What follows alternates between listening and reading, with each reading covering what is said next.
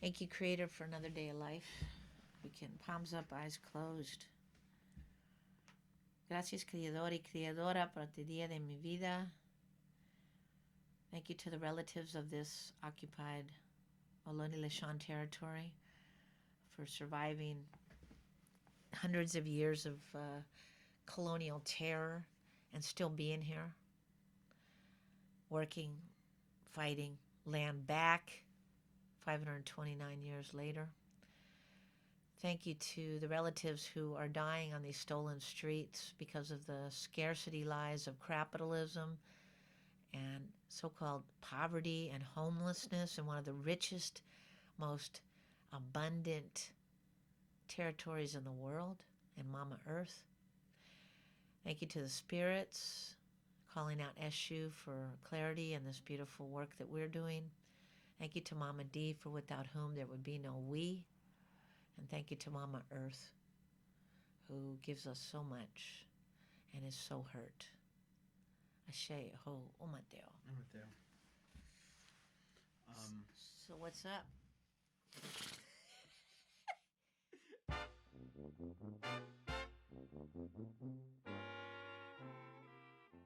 Okay. All right.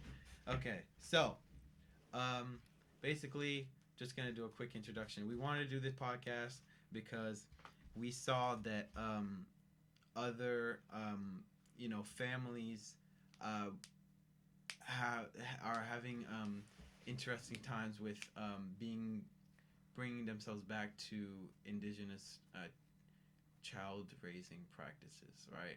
And a lot of what I feel like colonization is taking that knowledge of raising children away from mothers and fathers, and to further colonize the next generation. So Well, yeah, yeah, because there's a price on your head to become a good consumer. mhm. You need to absolutely separate from everything that brought you into life, from everything that you are, from your community, your cultura, and arguably even your spirit. Yeah, and that's the frustrating part, is that when I see the way that we interact with each other, I don't really see that anywhere else, which is why we're here to share that. So maybe we could start talking about like the ways that you've managed, or the ways that you've kind of been able to deal with like times where I've been attitudinal, because there's definitely been a lot of times, including this, just because we started doing this doesn't mean that stopped either, right? I still am attitudinal all the time, but I just wanted to know, as somebody who's going to be a parent myself one day, and also for our watchers, how you managed. Maybe I'll just give an example, a time where I was just maybe, on a simple example, maybe just talking back to you, right? And so like you would tell me to do something, and I would talk back. Like, what was the process behind maybe you know um, managing that, and like, yeah. Well, if you talk about attitude, you all heard about attitude adjustment. You also got to root it in the cult of angst. Hmm. So let's get real about that, family. The cult of angst is what capitalism relies on so that it can break the parent child bond.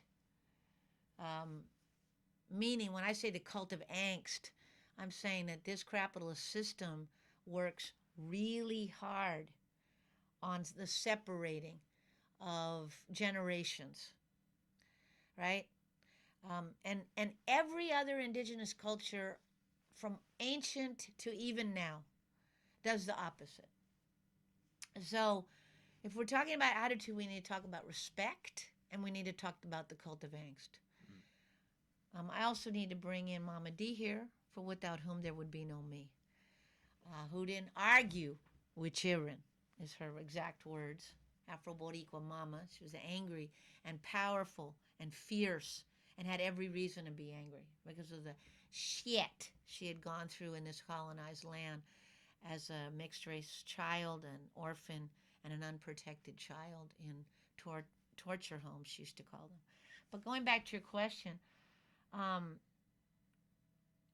you have to go all the way back. And the sad part is, if any of y'all are seeing this and you have teenage sons or daughters, um, there's really a restart that you have to do, because the problem is, if you already enabled a 7-year-old to have an attitude, which a lot of people do, they think they should listen to their 7-year-old and sit there and negotiate with them, and actually entertain the bullshit, as Tony Robles used to say. Um, that's not to say you don't listen to your children. One of the reasons me and Tibu are really close, and why I love this knucklehead, and we have a great relationship, is I do listen and we do communicate.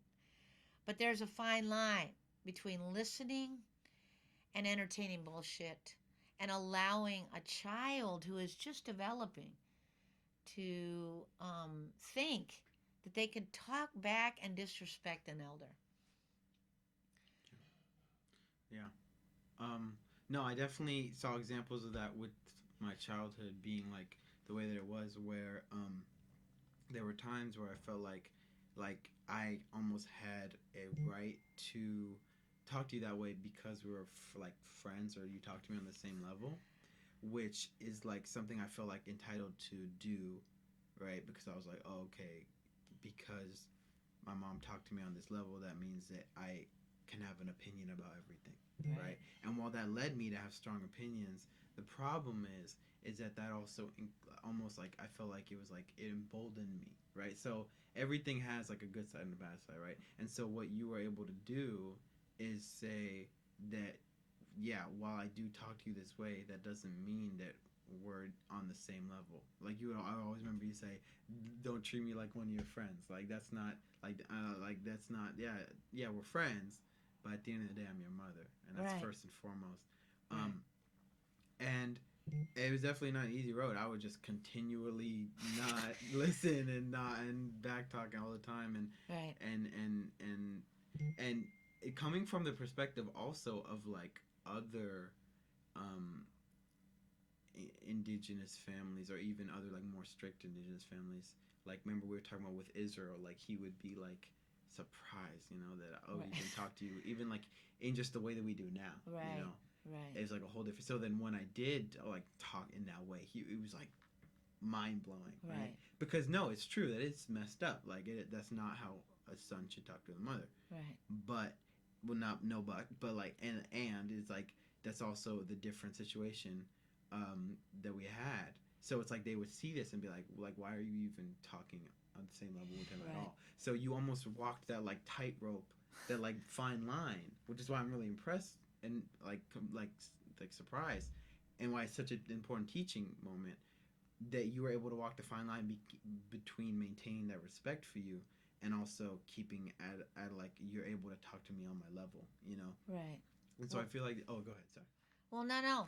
I just want to say right here, right now, poverty scholarship announcement from Mama D coming to me. White culture ain't good for anybody, even white people. And that's WITE. Uh-huh. Because I don't. It ain't about a color. It's about a structural violence of racism and white supremacy. Yeah. But it's also about the roots of capitalism. It's all rooted in the Western therapy industrial complex. Hmm. And by the way, if folks want more on all of this, come to People School at Poor Magazine, and also look up the book Poverty Scholarship: Poor People Led Theory, Art, Words, and Tears Across Mama Earth. That PSA, I'm going to drop it for a sec. Come back to this point. Reason I brought in Mama D right there is that we're mixed race. I present as light skinned, might as well be white. Definitely like my colonizer dad.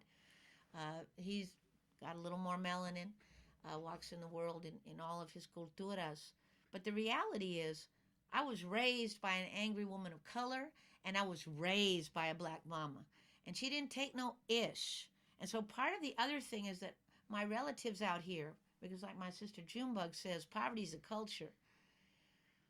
Um, you got to not be afraid to be ghetto with your children. A lot of times when people are from mixed class, and if you're watching this and you're middle class matters, as Audre Lorde said, E by A. Um, But what I would suggest to the middle class audience, again, is to come to people school before you have children or while you're having those children, or even if you have those adult children, and start to decolonize and degentrify your mind from the lies you've been told about the way you interact with your children, adult children or not. That said, yeah, this guy would talk back to me, and yeah, I walked that fine line, but it was always clear, and maybe I had to say it 1,000 frickin' times. Yeah, yeah. And we're going to get into some more hairy subjects like corporal punishment and all that kind of mess in the next few weeks. So tune back in. This is going to be a weekly podcast, by the way. But there, there is that line that you have to hold, and you have to believe in it. Yeah. The parent has to believe in it. And what I notice in my fellow relatives out there, or middle class, whether they POC or they white, is that they don't believe in it. They think that they're hurting their child by, telling them to respect them, telling them what's up, living into and leaning into their eldership. And eldership, as we know, is something you've been taught from day one. Yeah. Tell them about Uncle Bruce. Tell them about Uncle Leroy. Yeah, no, that's definitely important. Because it isn't just us. It can't ever be. Yeah. So yeah, I mean it's a kind of a common saying. It takes a village to raise a child, but I feel like you implemented it really well. While it's also being really difficult because so just a little background of us two, which we're definitely getting into further.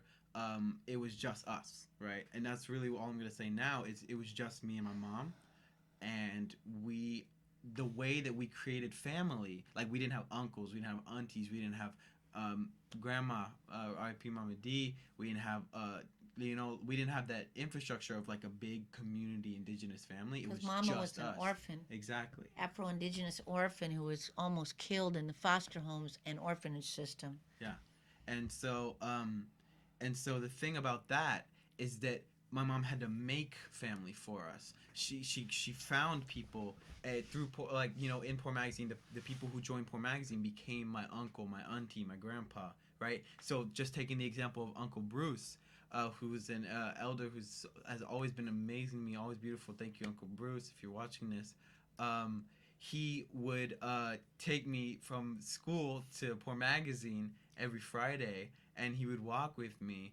And one thing I was always taught by my mom is that even though Uncle Bruce is goofy, even though he's like funny and he acts like like we're cool and we're chilling and almost on the same level as the way you interact with me, there's always an ironclad level of respect that you have for your elders, like your elders, and it's almost that reverence because it's like they have lived through so much more than you have. They've been through struggle, they've been through trials and tribulation, they've been through everything, and you are here as a receptacle for their wisdom. Oh. Right. And then we also I learned from a very early age the concept of deference of showing your shoulder in some African tribes, as it was called, where you show your shoulder to your betters because they are the ones who your elders and the ones who have gone through the life cycle. They're the ones who know how to guide you on that path because they've been on it, right? They've made the mistakes and they know how to prevent you from making the same ones as them. Shout out to Dr. Wade Nobles, Dr. Chino Soleil, Wade Nobles from previous chair of Black Studies at San Francisco State. My mom wasn't in no damn college like that, but she audited the courses when we were in the middle of our most desperate homelessness and scarcity in the stolen land when I was being incarcerated for the crime of poverty. But I want to bring that up because the teaching of Mama D and motherism, which is a whole theory, is some of what we're going to be getting into in this podcast. But the concept of deference that Tibu brought up, and thank you for remembering and bringing that in, is most definitely an absolute urgent element of the village. It doesn't matter how many white politricksters throw out the concept of the village, like, whatever, in the past. The reality is the village is not just a community, family. Let's not get it twisted. That's not just a commune or a co-op or a whole lot of comadres. That's a village with a system of eldership Mm-hmm. that holds our young people in check, like Uncle Israel, who checks you when you go out of pocket, Yeah. like Uncle Muteado Silencio, shout out, bruh, like Uncle Teo and Bruce and Leroy, shout out Leroy Moore, we love you, and all of the other uncles and aunties that shout out to Karina and Fui Fui and so many more and Loa, who are not only watching this young man grow, but are also checking this young man. There's that piece where we have to bring back our indigenismo. We cannot get stuck in this capitalist notion of the away nation and disrespect and the cult of angst and oh, I just got it. I don't want to hang out with my mom. It's boring. And there's so many layers to that, right? Because what they really want you to do is break the bond so that there is a price on his head and all of our babies' heads about the consumerism that they're now going to be creating for the capitalist state. Yeah. Yeah. Definitely. And as you start to see more and more, it may seem like a crazy connection. Like, oh wait, they're trying to brainwash my kid into not loving me so that he can go to like a dorm.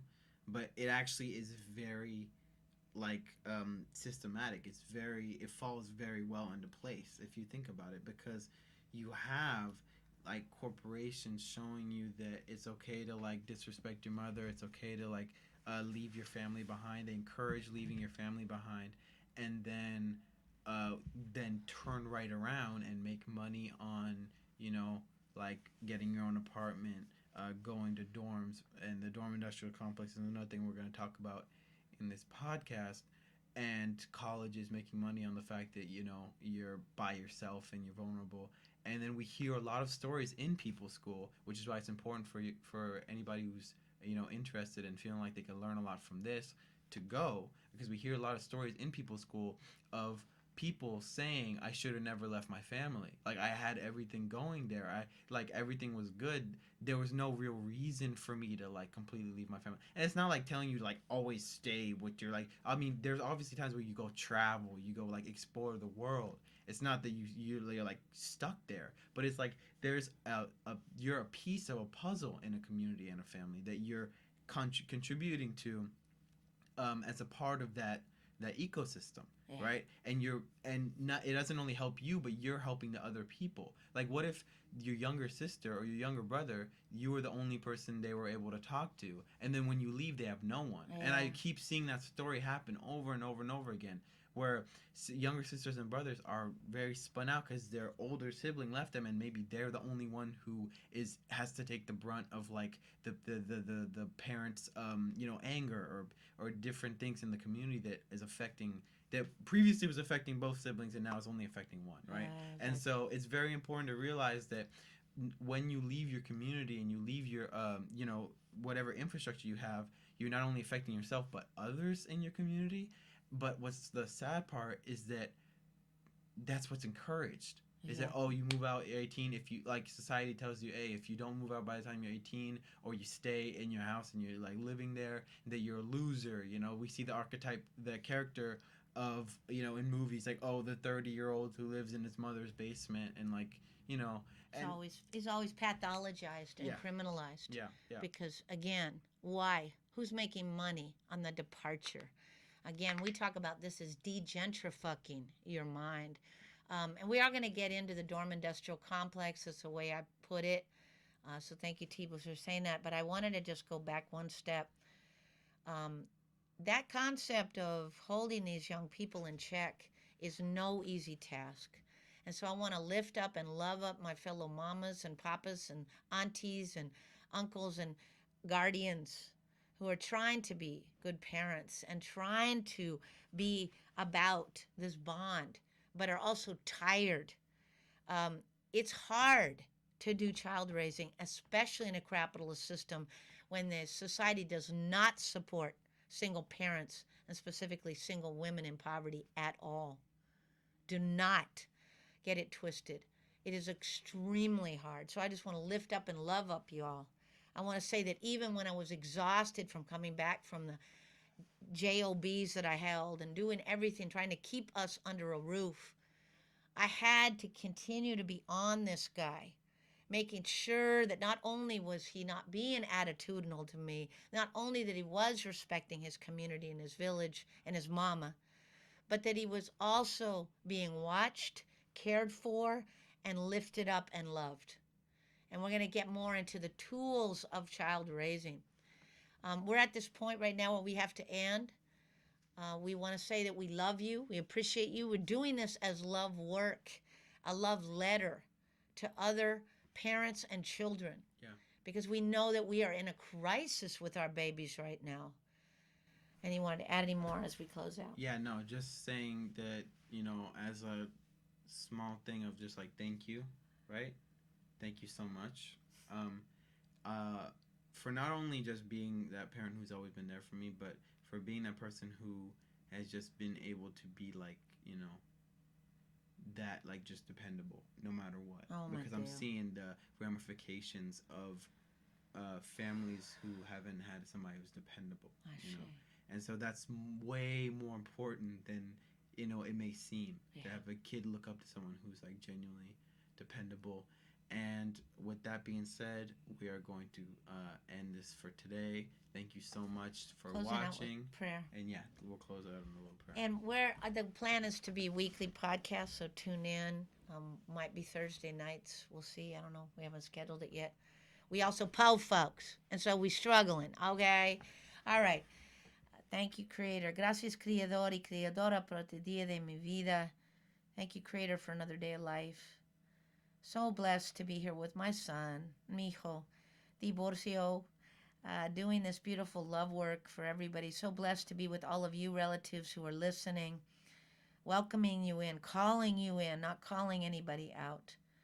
Thank you to the relatives of this occupied Lashan Ohlone land we're on, that's known as Oakland. To our relatives who fight and struggle, our mamas, no matter what, fight and struggle and steal and beg in every crevice and corner to keep our kids in a bed. Being a houseless mama, sending out the energy to incarcerated mamas behind these plantation prison walls, and to evicted and terrified mamas. We love you. We appreciate you. We're holding you. And to our big mama, our Mama Earth, for without whom there'd be no us. Ashe, Aho, Umateo. Thank you so much for watching.